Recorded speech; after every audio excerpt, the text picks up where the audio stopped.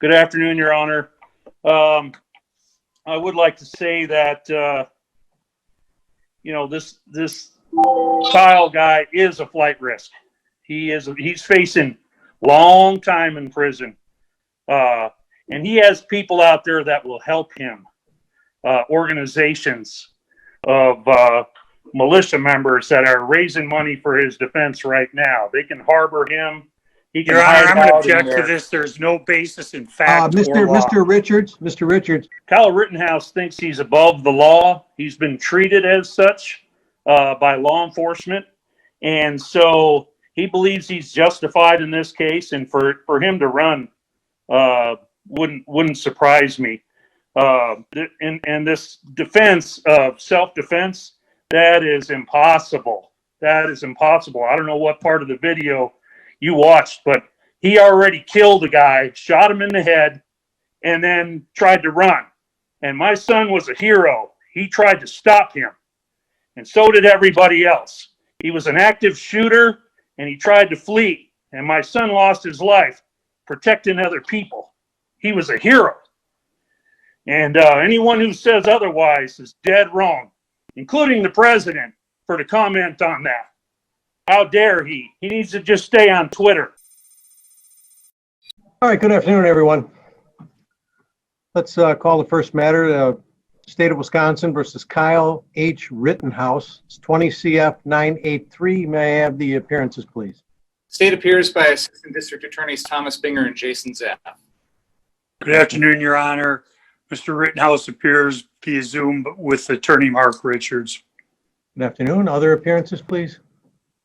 Attorney Kimberly Motley appearing on Zoom with my client Gage Grosskreutz. Good afternoon. Good afternoon.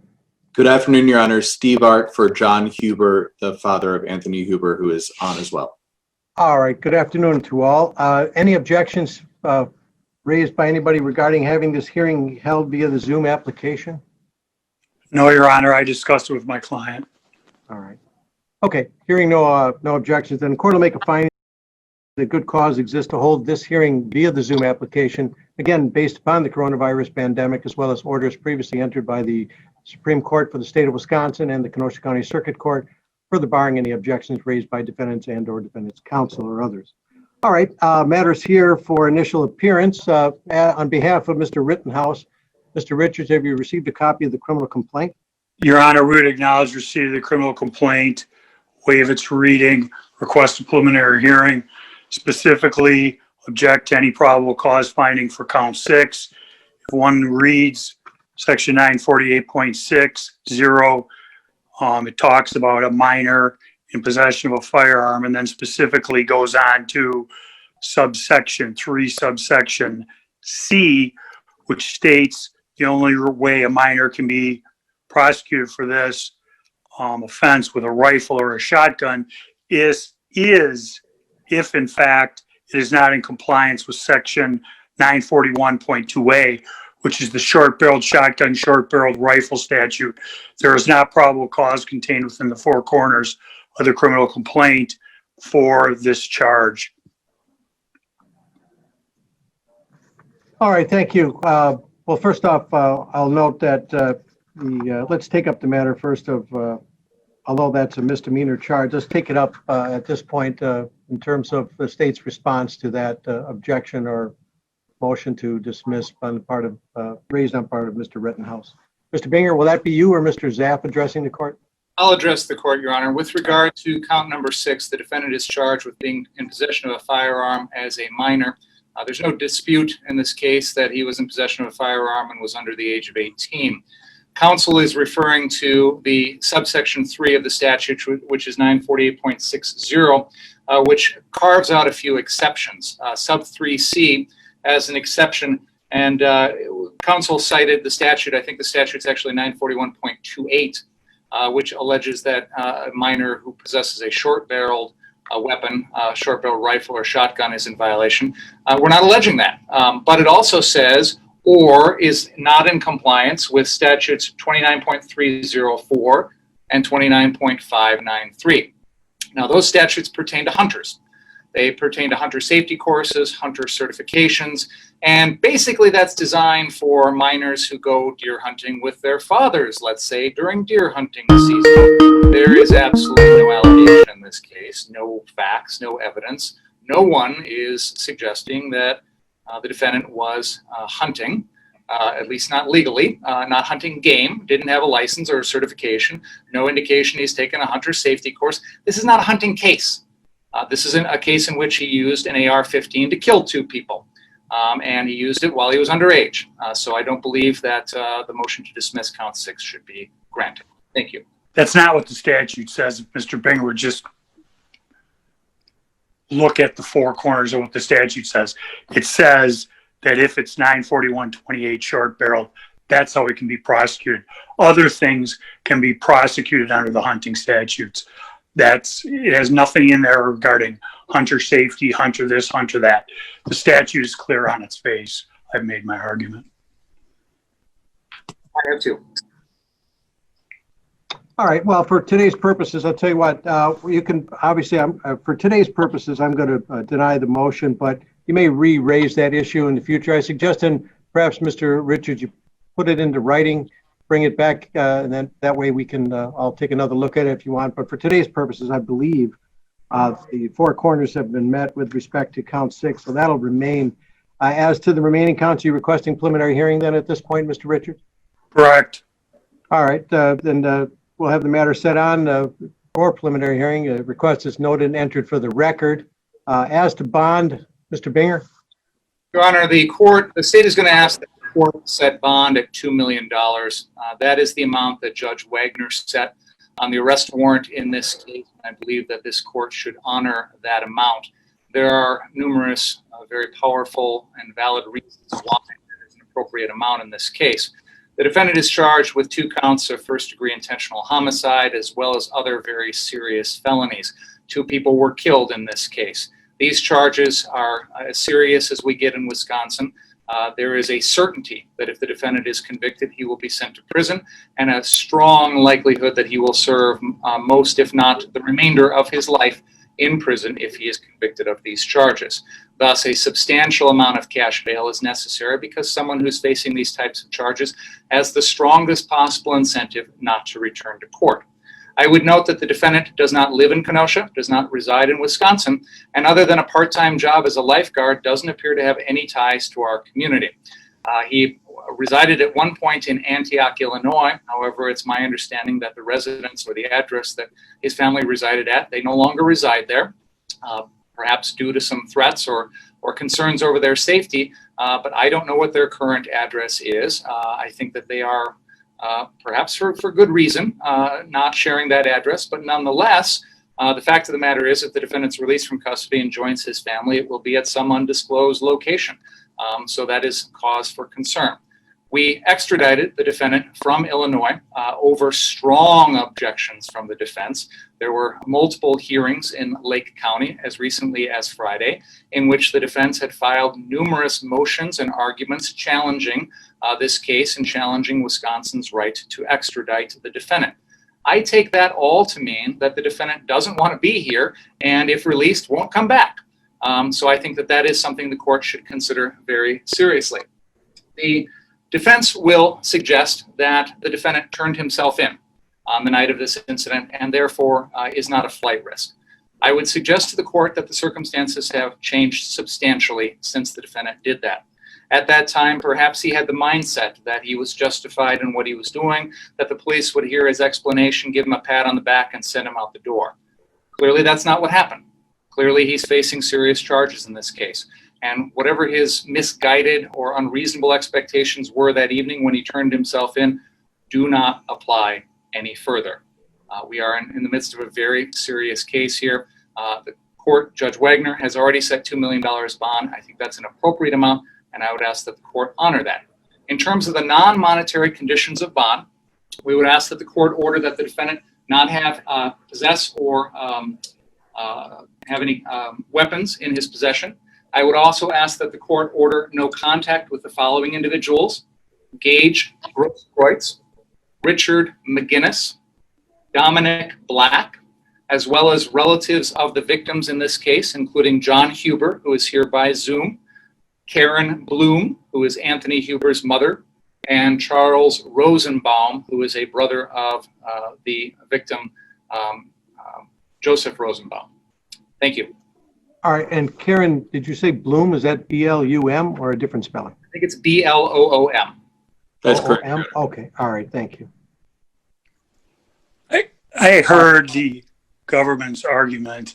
Last time I checked, having went through an extradition hearing is not a valid basis to have a higher bond when one is only asserting one's constitutional right to have that hearing. Further, on the video, which this criminal complaint is based on, it's clear that the client, Kyle, tried to turn himself in to law enforcement.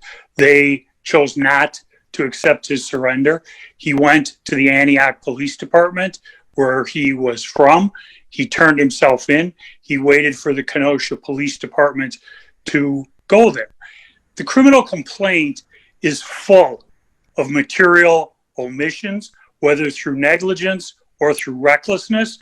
It doesn't talk about Mr. Rosenbaum chasing my client while masked, covering his identity.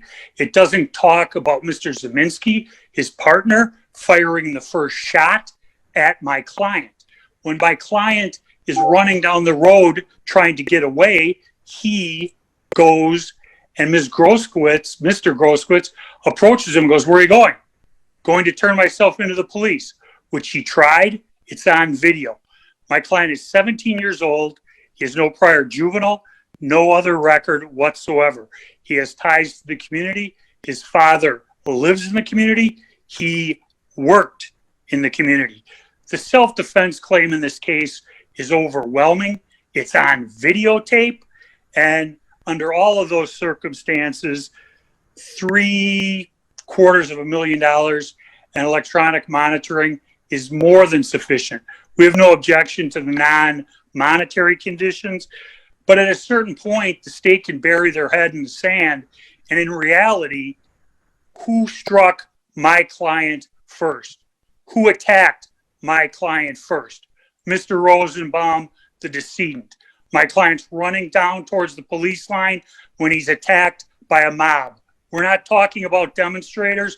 We're talking about rioters who had ill intent in their heart, and unfortunately, they came in second. All right, thank you, Mr. Richards. Court's aware these are allegations, but they are the most serious of allegations. They're incredibly serious. And again, if a conviction occurs, and only obviously if a conviction occurs, the defendant would likely face either life imprisonment or an imposition of many decades. Okay. Oh, I'm sorry. Also, before I go further, though, I do want to hear from the victims, if I could, if they do wish to be heard in this part. Mr. Huber, do you wish to be heard, sir? You'll have to unmute yourself then, sir.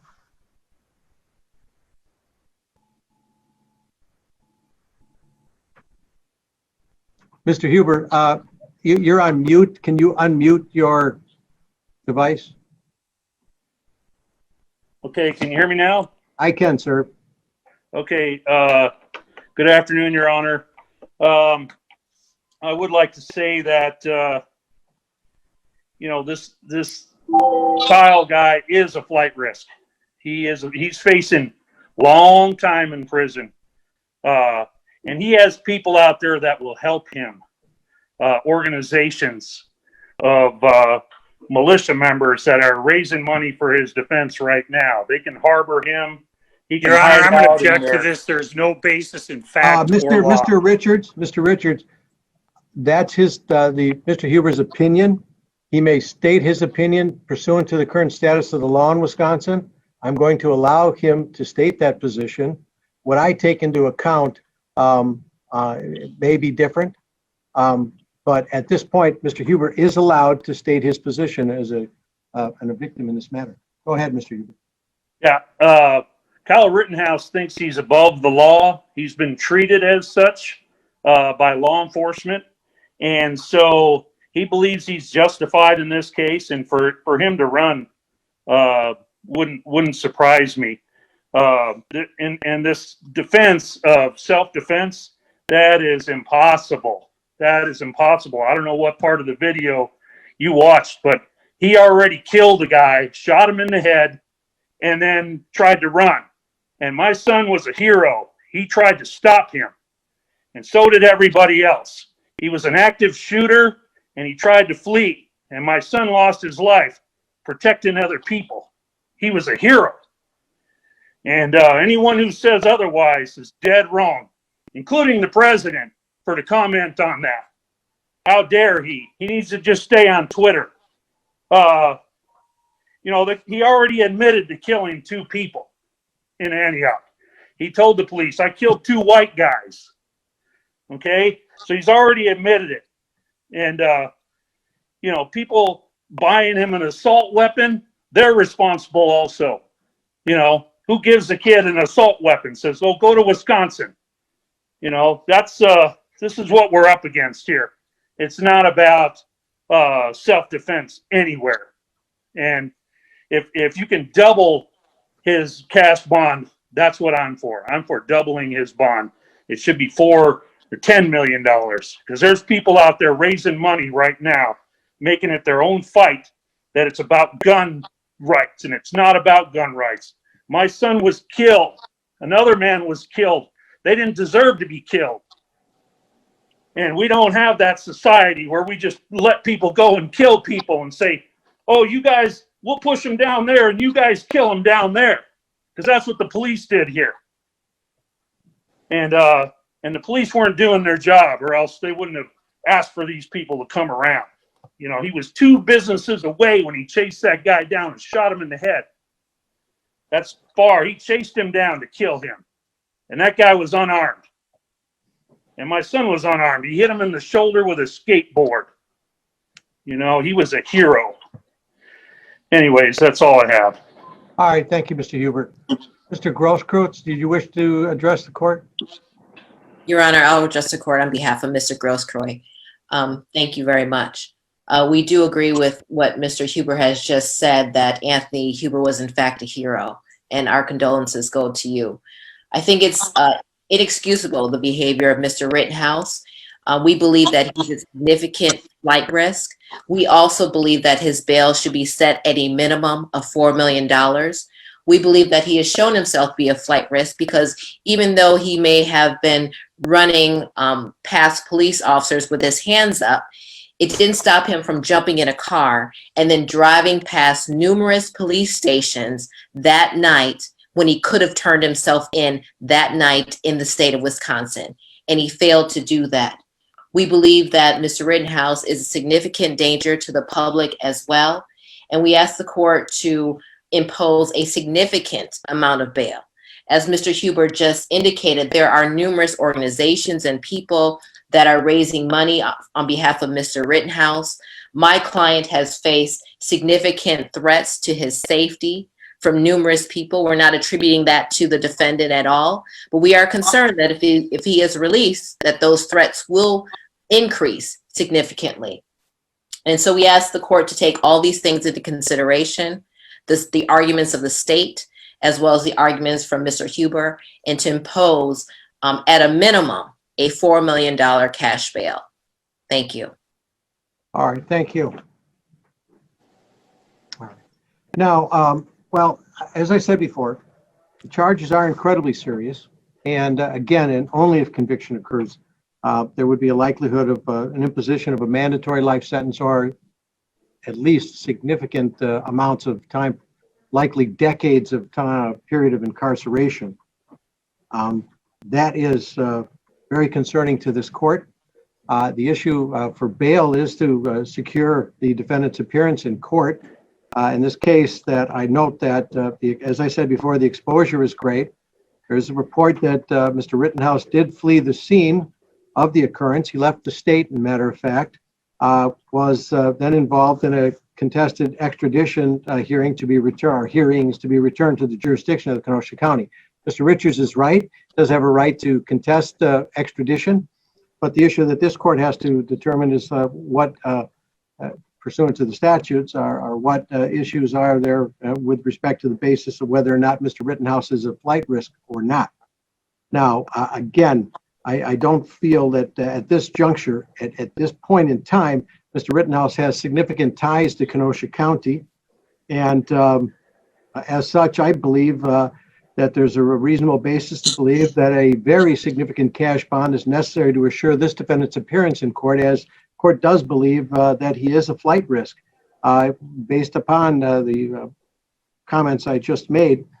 And in addition, the case, as Mr. Richards has brought up, he did surrender himself to Illinois authorities, but circumstances appeared to have changed at some point following that with respect to the extradition issues.